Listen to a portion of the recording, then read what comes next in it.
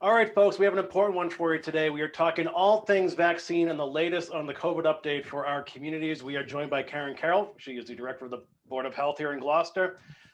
Kelley Hilland, she is Gloucester's public nurse. Thanks for joining us, Kelley. And Fire Chief Eric Smith, who just took the vaccine himself. So how's everyone doing today?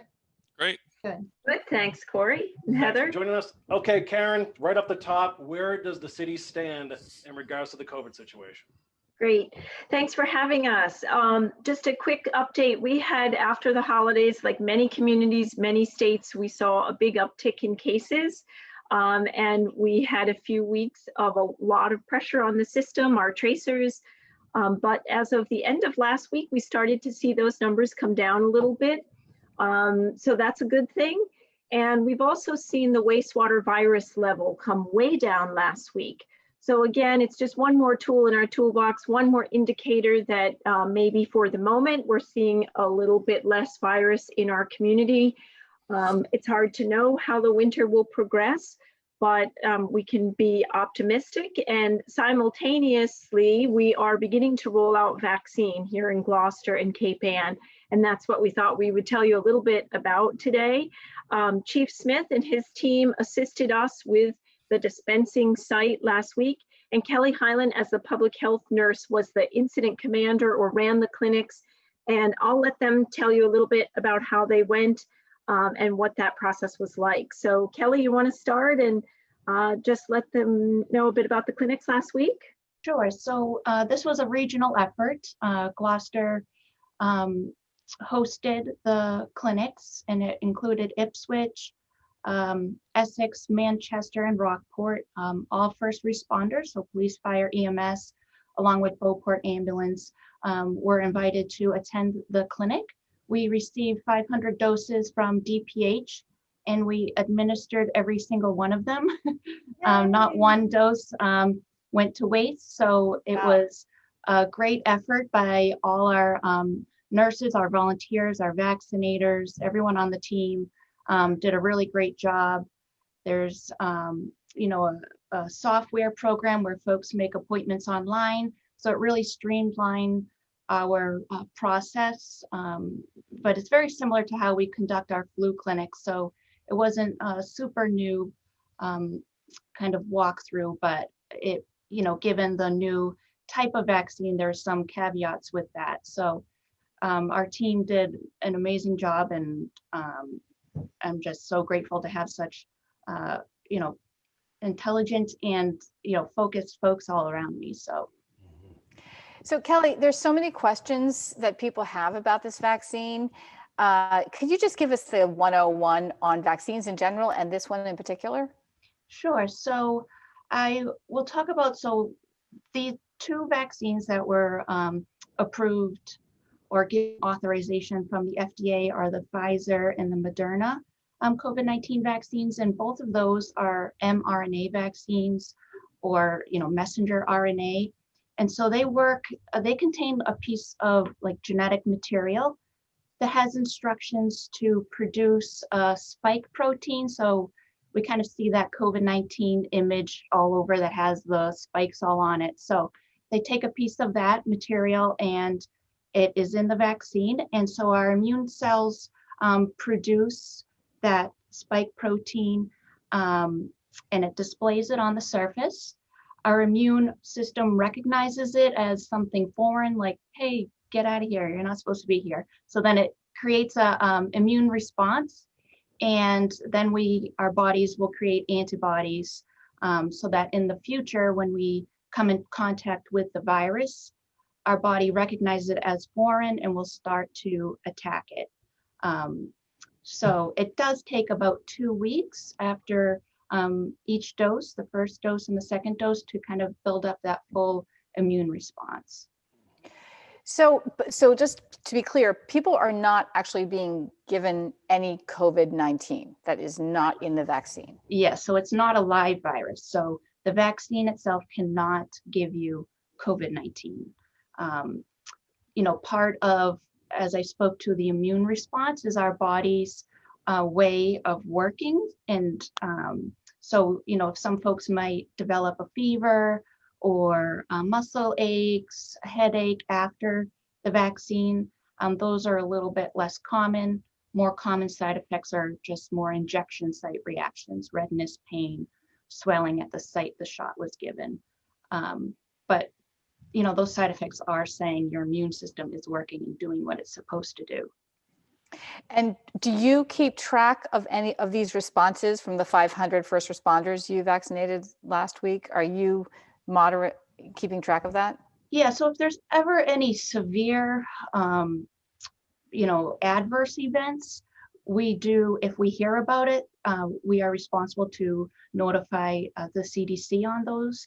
But the CDC has a really cool program called VSafe that they rolled out with this vaccine, that it's a voluntary program, but we encourage everyone to sign up for it. And it's all kind of on your cell phone, and it will send you text every day. You get a daily check-in, and you just log in, and it will say you just input any of the symptoms that you're experiencing. It's a really great way for the CDC to really be monitoring different side effects or adverse events that are happening with the vaccine all over the country. So we should jump to Chief Smith, because you actually received the vaccine last week, right? I did. Do you want to tell us about your experience? Yeah, I mean, it was no different than any other vaccine that I've received. You know, between time in the military and all the vaccines since then. You know, the usual soreness in the arm, a little, you know, maybe it's minor swelling, but you know, 24 hours and that was, you know, 90% resolved. And so, yeah, like Kelley said, the VSafe system was actually really good for that, because I got a text each day, starting with that. It might have been the first day, but it was certainly the following day, saying, "Hey, we just are checking in on you. Answer these questions. Fill in, you know, the data that's appropriate for your circumstance."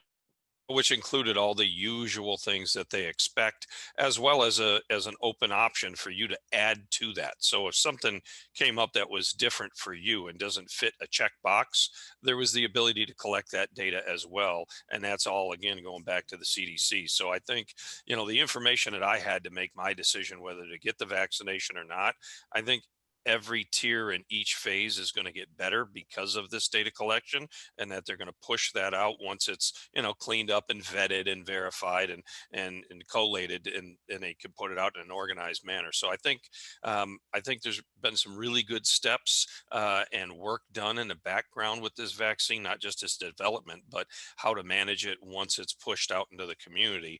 I know, you know, a lot of folks are like, "Hey, this is going too slow. Why aren't I getting this shot tomorrow?" type of thing. And I get that, you know, there's a lot of angst over getting through this thing, but it'll come when it comes, and do so safely, not just from the development of the vaccine, which I think they've done a pretty good amount of work on to help give people good risk management info, but also what we learn in the interim as it continues on. So, you know, my experience was pretty straightforward and simple.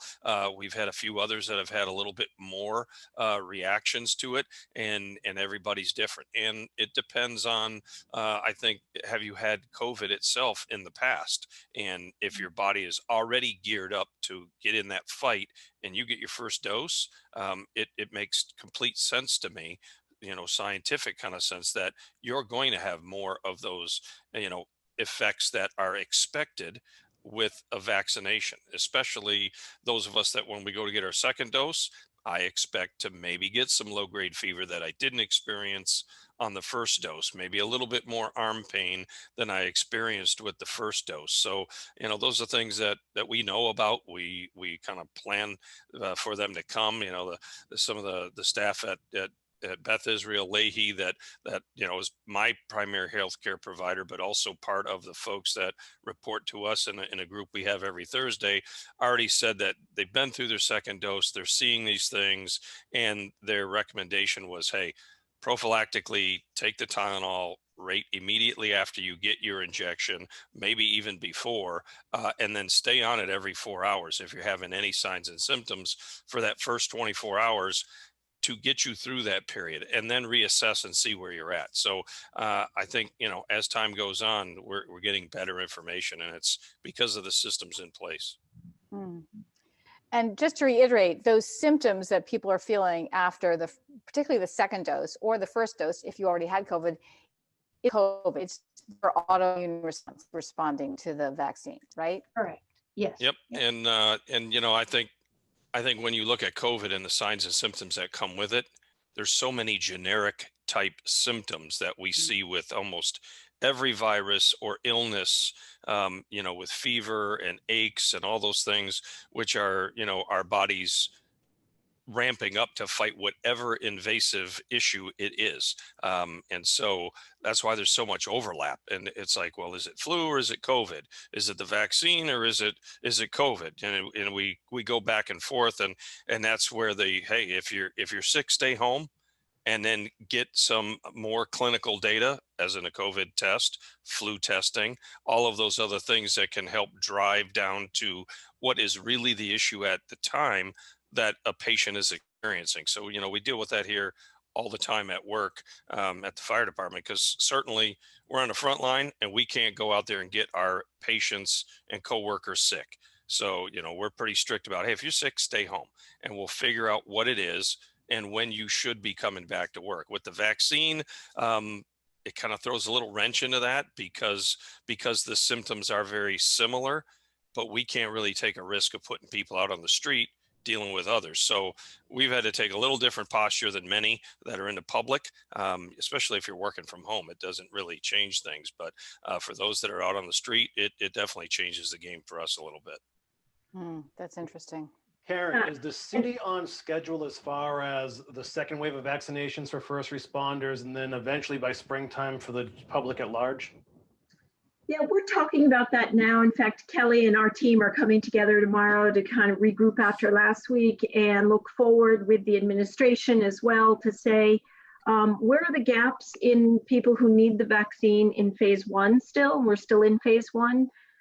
Who else needs it? We feel like we've covered first responders really well in this area. Primary care seem to be taken care of, but there are some other groups in there that we want to make sure we've hit. And we'll figure out whether our role will be to have additional clinics or whether we'll be a facilitator of helping link people to existing vaccine places where you can get the vaccine. There's so many programs being rolled out from the federal, from HUD, from the state, partnerships with private CVS. And these are all really great. We're gonna need all hands on deck. The health department can't do it all. But in talking with Kelley, we'll come up with our plan, and Eric's team. Are there specific populations that we feel would be important for us as the local health department to try to reach at this point? Or are we going to wait till later phases where we're doing more of the general population?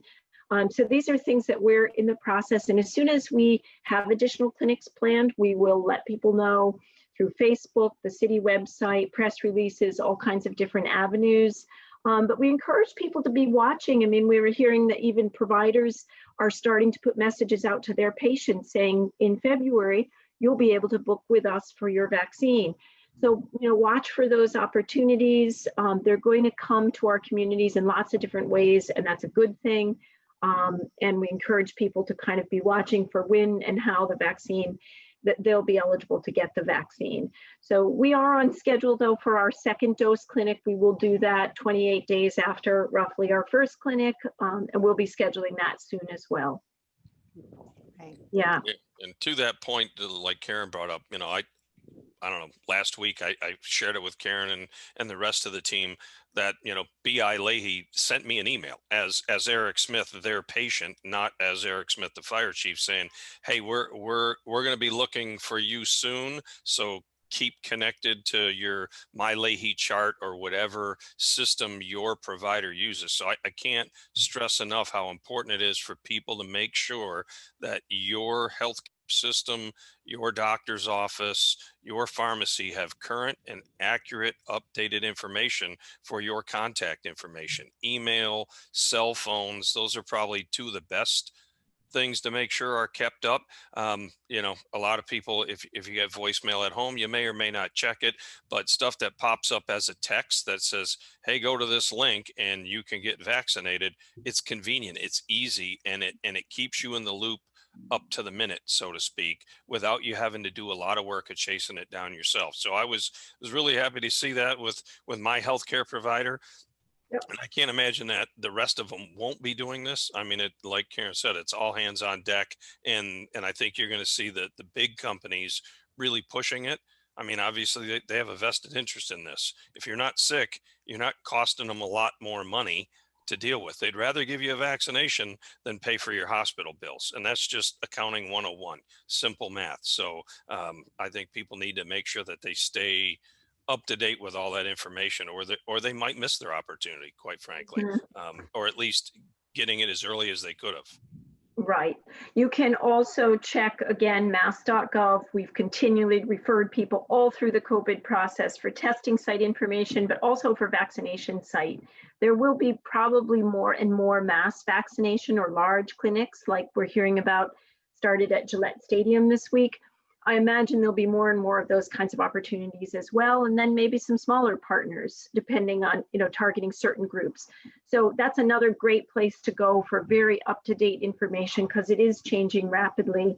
And we also want to remind people, even after they're vaccinated, as Kelley said, it takes a couple of weeks for you to be immune, but you still need to wear that face covering until we get to 70% or more of our population vaccinated. The virus can still move around and we can still be part of that. So we all need to keep doing our part. We're not through the woods yet. The social distancing, the face coverings, staying home when you're sick for a while longer. I have that one last question that so many people ask, Karin, and it may be hard to address, but I'll ask it anyway. What are your feelings, or the CDC's feelings perhaps, on can someone carry the virus although they've been vaccinated? Kelley can probably answer this as well. The last I've heard that question asked, the answer is possibly they can. And remember, there's always that 4% that the vaccine didn't work for. So they could get COVID, they could be carriers. So there'll always be that percentage. And we have heard, or I have heard, I think there's still a lot of research that's still coming through, but that it is possible for someone who's vaccinated and immune themselves, kind of like with the flu or other viruses, to spread it to others. So until we reach that 70%, we really have to, or until we know a lot more about how all this is going to work, we really need to keep wearing the face coverings and doing all the things we've been doing. COVID-19 vaccine is just very similar to any other vaccine. It's an intermuscular, so it goes in your muscle up here in your arm. Again, most folks have mild side effects, injection site reactions, and depending on where they go for their shot, it could just be very easy to sign up. There is a observation period after the vaccine that's recommended by CDC just to observe for any adverse reactions, but it is a very similar to any other vaccine, and the efficacy rate on both Moderna and Pfizer are 95 plus %, which is very high in comparison to a lot of other vaccines like flu. Sometimes sits around 30 to 40%.